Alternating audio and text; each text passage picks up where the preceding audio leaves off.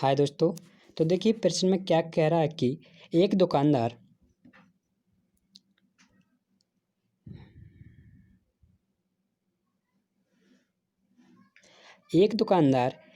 एक ही क्रय मूल्य पे यानी सीपी क्या उनका सेम है 11 पुस्तकें खरीदता है। ओके दोस्तों, वह पहली पुस्तक को एक निश्चित मूल्य पर बेचता है, यानी कोई एक मूल्य पर बेचता है जिसका मूल्य आप है पता नहीं। मान लिया मैंने, अगर मानते हैं उसे के रुपये में बेच देता है। ओके दोस्तों, के रुपये में बेच देता है तो उसके बाद वो दूसरी पुस्तक को विक्रय मूल्य से यानी दूसरी पुस्तक के विक्रय मूल्य से 1 रुपये कम वह पहली पुस्तक को एक निश्चित मूल्य पर बेचता है, फिर उसके बाद दूसरी पुस्तक के विक्रय मूल्य से 1 रुपये कम के मूल्य पर बेचता है। यानी भाषा में कुछ दिक्कत है, पर इंग्लिश में तुम देखिएगा कि क्या दिया है आपको। एक शॉपकीपर यानी एक दुकानदार 11 बुक खरीदता है। ओके दोस्तों, सेम कॉस्ट प्राइस यानी उनका सीपी क्या है सेम है। ओके दोस्तों, ही सेल्स द फर्स्ट बुक यानी पहली जो किताब है सर्टन प्राइस यानी कुछ एक निश्चित मूल्य पर बेचता है। Then the sells second books यानी उसके बाद जो सेकंड बुक्स यानी दूसरी books at a price which is 1 less than the selling price of first book यानी पहली से 1 रुपये कम में बेचता है। ओके दोस्तों, तो मान लेता हूँ अगर मैंने पहली जो बुक है वो अगर मैंने मान लिया के रुपये में बेचता है तो दूसरी कितने में बेचेगा आपका होगा के-1 में बेचेगा। ओके दोस्तों, उसके बाद क्या कह रहा है कि of first book then the sells third book यानी जो तीसरी बुक है एट प्राइस विच इज़ 1 रुपये यानी 1 less than the selling price of second यानी दूसरी का जो एसपी था उसे 1 रुपये में वो तीसरी बुक को बेचता है, यानी कितने में बेचेगा आपका होगा दूसरी के-1 में तो दूसरी 1 रुपये कम यानी के-2 रुपये में। ओके दोस्तों, इसी तरह वो 11 बुक बेचता है। ओके दोस्तों, 11 बुक इसी तरह इसी क्रम में वो बेचता जाता है। तो मुझे बताइए के-1 के-2 और जो चौथी बुक के-4 यानी ये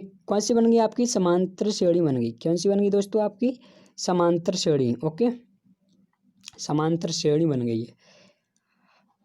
तो वो क्या पूछ रहा है एंड पे, यदि लेकिन एक शर्त दिया उसने, यदि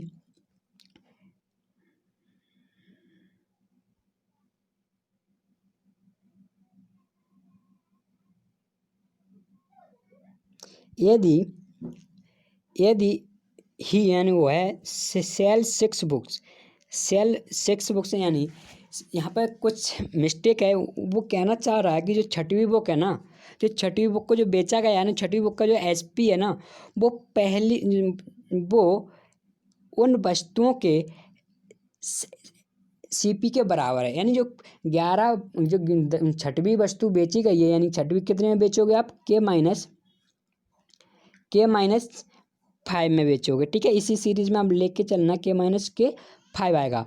तो के-5 जो बेची गई है वो किसके बराबर है, एक वस्तु के सीपी के बराबर, और वस्तु का मूल्य कैसा है बराबर है, तो सभी वस्तु का मूल्य क्या हो जाएगा आपका के-5। ओके दोस्तों, तो वो पूछ रहा है कि उसी क्रमानुसार वह 11 पुस्तकों के विक्रय मूल्य पर हुए लाभ अथवा हानि का प्रतिशत ज्ञात करना है। तो हमें बताना है कि लाभ हुआ या हानि। तो चलिए दोस्तों, इसके लिए मैं एक स्लाइड लाया हूँ आपके लिए, तो उसके मैं के-1 ऐसे भी कर सकती हूँ आप। ठीक है, 1 2 3 4 कोई भी एक वैल्यू मान लो छठवीं बुक का। ओके दोस्तों, ऐसे समांतर श्रेणी में मान लो। ओके दोस्तों, समांतर श्रेणी में आप कोई भी संख्या मान लो, और जो छठवीं बुक है यानी जो छठवीं बुक है आपकी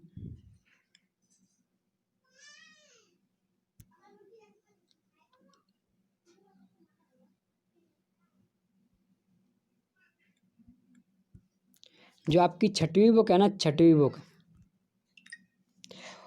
ऐसे 1 मान लिया मैंने 1 1 2 3 4 5 6 7 8 9 10 और ये 11 मान लिया।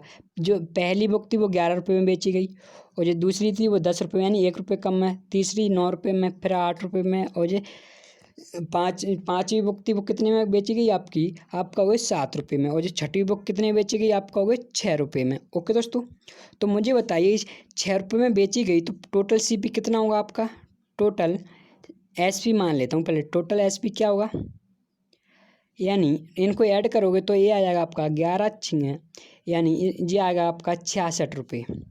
कितना आ जाएगा? 66 रुपये। ओके दोस्तों, मुझे बताइए जो छठवीं बुक 6 रुपये में बेची गई वो एक वस्तु के सीपी के बराबर है, यानी किस पे बेची गई? वो सीपी पर ही बेची गई। तो एक वस्तु का सीपी 6 रुपये है तो सभी वस्तुओं का सीपी कितना है? 6 रुपये। तो टोटल सीपी कितना हो जाएगा आपका वो 11 छिंगे 66 रुपये। तो 66 और 66 यानी सीपी बराबर है एसपी के, तो क्या होगा? ना लाभ ना हानि। ओके दोस्तों, इतना समझ आ गया। अब इसके बाद आप ऐसे भी समझ लीजिए, अगर मैं आपको थोड़ा बेसिक से बताऊं तो कैसे, देखिए।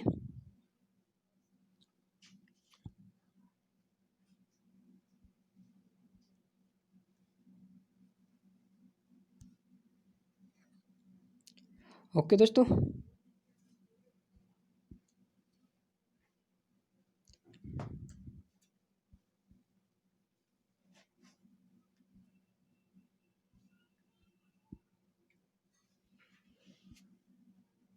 देखो मैंने क्या किया, मैंने जब मान लिया, मैंने बिल्कुल बेसिक से किया, फिर आप 2 सेकंड में भी आंसर निकाल सकते हो। कैसे? माना मैंने x रुपये, जो सीपी था वो कितना मान लिया मैंने? x रुपये मान लिया। ओके दोस्तों, माना सीपी, एक वस्तु का सीपी कितना है आपका? x रुपये है, जो कि छठवीं जो बुक है उसका एसपी है। ओके दोस्तों, जो छठवीं जो बुक है उसका क्या है? एसपी है।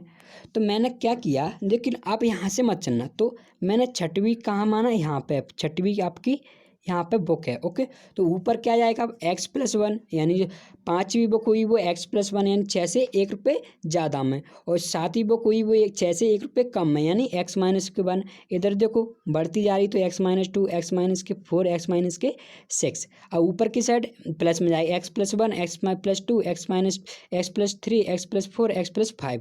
जब आप इनको जोड़ोगे तो मैंने क्या किया, देखो जब माइनस का 1 था इससे मैंने ये प्लस का 1 काट दिया। ओके, और जो प्लस के 2, माइनस के 2 से प्लस के 2 काट दिए, और ये प्लस के 3 थे इससे मैंने ये प्लस के 3 काट दिए, प्लस के 4, और जो हमारा प्लस के 4, प्लस के 5, और ये प्लस के माइनस के 5। ओके दोस्तों, देखो ओनली x बचा है, तो x को जब जोड़ोगे आप 11x।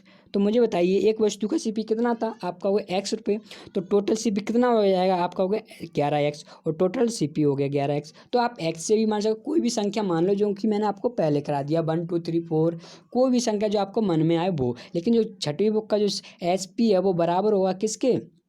आप कहोगे बराबर होगा हमारा सीपी के। ओके दोस्तों, अब इसे डायरेक्ट कैसे करें, यानी डायरेक्ट कैसे करें? ओके दोस्तों, तो डायरेक्ट हम ऐसे करेंगे, देखिए इसके लिए मैं एक स्लाइड और लाया हूँ आपके लिए। देखो ये हमारी स्लाइड है। ओके, इसको मैं लाया हूँ, कैसे? देखो इसको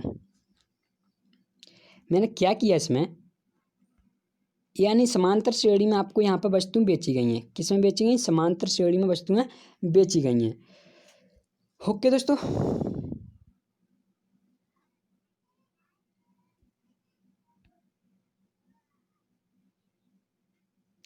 तो देखिए जब पद किस में हो? समांतर श्रेणी में हो। आप कहोगे जी ठीक है, तो पदों की संख्या विषम हो, यानी पदों की संख्या विषम, यानी पदों की संख्या क्या हो? 11, 9 और अपने 13 और 15, ऐसी कोई संख्या हो, पदों की संख्या। ओके दोस्तों, 1 3 यानी विषम हो। ओके, यानी आपकी ऑड संख्या। Okay, odd numbers. तो मैंने मान लिया ABCD आपके क्या है? एक समांतर श्रेणी में कोई संख्या दी हुई है। ओके, तो मुझे बताइए इसका एवरेज कितना होगा? तो एवरेज क्या होगा आपका? यानी पहली संख्या A और लास्ट की संख्या A/2। ओके, और ओके उसके बाद मैंने कहा कि स्टार्टिंग से मैंने एक छोड़ दिया, और स्टार्टिंग से एक और लास्ट से मैंने एक छोड़ दिया। ओके, यानी दोनों को छोड़ दिया, बचे क्या? B और D। उसके बाद दोनों को ऐड करके 2 से डिवाइड कर दे, तो ये भी हमारा एवरेज होता है। क्यों होता है मैं इस एवरेज में बता दूंगा। ओके दोस्तों, इसके बाद क्या है आपका? 3C। देखो मैंने स्टार्टिंग से एक छोड़ दिया, इसको भी छोड़ दिया, तो बीच की संख्या क्या बच गई? आप कहोगे C। तो एवरेज क्या होगा आपका? C, यानी बीच की संख्या। जब पदों की संख्या विषम हो तो बीच की संख्या आपकी एवरेज होती है। ओके दोस्तों, इसके बाद ये आपके लिए ज़रूरी नहीं है। ओके दोस्तों, ये मैंने आपको वैसे ही बता दिया। ये भी आपका एवरेज होता है, ऐसे भी निकाल सकते हैं। 2-3 तरीके से और निकाल सकते हैं। डी को पकड़कर, ओनली डी को ही पकड़कर आप एवरेज निकाल सकते हो, ओनली बी को पकड़कर एवरेज निकाल सकते हो, यानी एक संख्या से आप एवरेज निकाल सकते हो। तो मुझे बताइए आपके लिए 1 से लेकर 11 तक, 1 से लेकर 11 तक, 1 से लेकर 11 तक आपका क्या दिया है, एसपी दिया है। ओके, सभी क्या है, समांतर श्रेणी में है। तो बताइए एवरेज किसका सीपी होगा, तो आप कहो बीच में कौन सी संख्या आएगी, आप कहो बीच में कौन सी वस्तु आएगी, आपकी छठवीं वस्तु आएगी। तो छठवीं वस्तु का मान लीजिए, छठवीं वस्तु यानी मैंने 1 रुपये, 2, 3 रुपये, 11 रुपये बेच दी। तो जो छठवीं वस्तु का सीपी होगा, वो सॉरी एसपी होगा, वो हमारा किसके बराबर होगा, वो हमारा सीपी के बराबर होगा एक वस्तु के। तो मुझे बताइए जब वस्तुओं का यानी सीपी का एवरेज और एसपी का एवरेज समान हो गया, यानी 6 इसका होगा तो 6 ही इसका होगा, इसका एक्स होगा तो इसका एक्स होगा, दोनों की संख्या क्या है 11। अगर मैंने इसमें भी 11 का मल्टीप्लाई कर दूं तो भी संख्या बराबर होंगी। तो बताओ 11 छंगे 66, 11 छंगे 66। ओके दोस्तों, यानी आप सोचोगे कि क्या समांतर श्रेणियाँ बेची गई संख्याएं बेची गई हैं, तो यानी इसका एवरेज क्या होगा, छठवीं संख्या। और छठवीं संख्या का जो एवरेज यानी छठवीं संख्या का एवरेज होगा, और वही सभी संख्याओं का सीपी है। ओके, यानी तो सभी संख्याओं का एवरेज भी क्या होगा, यानी छठवीं संख्या का एसपी। ओके दोस्तों, तो यहाँ पे आपका 0% आ जाएगा। ओके दोस्तों, यानी ना लाभ ना हानि। चलिए दोस्तों, प्रश्न समझ में आ गया हो तो बता दीजिए।